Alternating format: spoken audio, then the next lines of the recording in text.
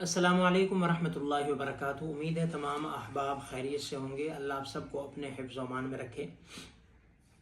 رمضان المبارک کے اندر جہاں بڑے بڑے نیک لوگ، اللہ کے نیک بندے بڑی بڑی خیرات اور صدقات کا اہتمام کرتے ہیں اور اپنے لیے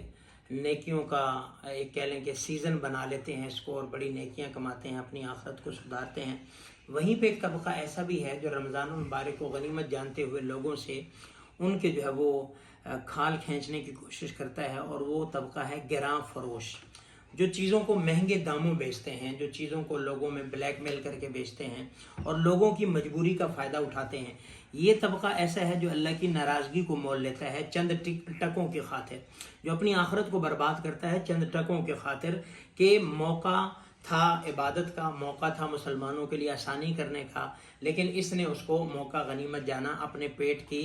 آگ بجھانے کے لیے۔ لیکن اب اگر دین میں دیکھتے ہیں، پیارے پیغمبر علیہ الصلوۃ والسلام کا ارشاد گرامی کیا ہے؟ فرمایا کہ بئس العبد المحتکر ان ارخص اللہ الاسعار حزینا وان اغلاها فرحا، کہ ذخیرہ اندوز وہ بدترین بندہ ہے کہ جب بھاؤ اونچے ہوتے ہیں تو وہ بڑا خوش ہوتا ہے، اور جب بھاؤ کم ہوتے ہیں تو پریشان ہو جاتا ہے کہ لوگوں کو میں زیادہ سے زیادہ مہنگے داموں چیز فروخت کروں۔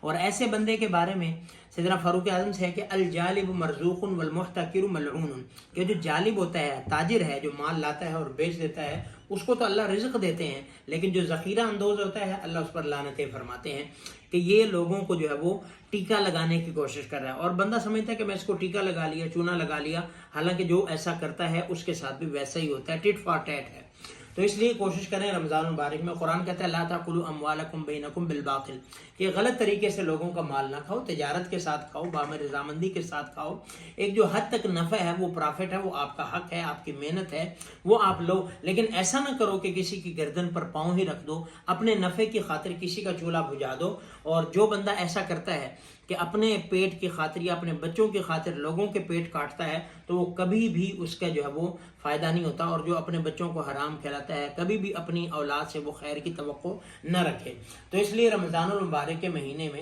کوشش کریں، یہ ہمدردی کا مہینہ ہے، غمخواری کا مہینہ ہے، اور اللہ نے شیطان کو قید کر لیا ہے، لیکن بدقسمتی سے بعض شیاطین کے چیلے گراں فروشوں کی شکل میں ابھی موجود ہوتے ہیں، جو لوگوں کے ساتھ گراں فروشی کا اور لوگوں کے ساتھ جو وہ مہنگائی کا معاملہ کر رہے ہوتے ہیں، اور اس بات کو اللہ کے پاک پیغمبر علیہ السلام نے پسند نہیں فرمایا۔ حلال جو پرافٹ ہے اس کے لیے دعا بھی دی، برکت کی دعا بھی دی، اور جو حد سے زیادہ تجاوز کرے گا اس کے لیے پھر بد دعائیں۔ حضرت عمر رضی اللہ عنہ کے بارے میں آتا ہے، ایک دفعہ مسجد سے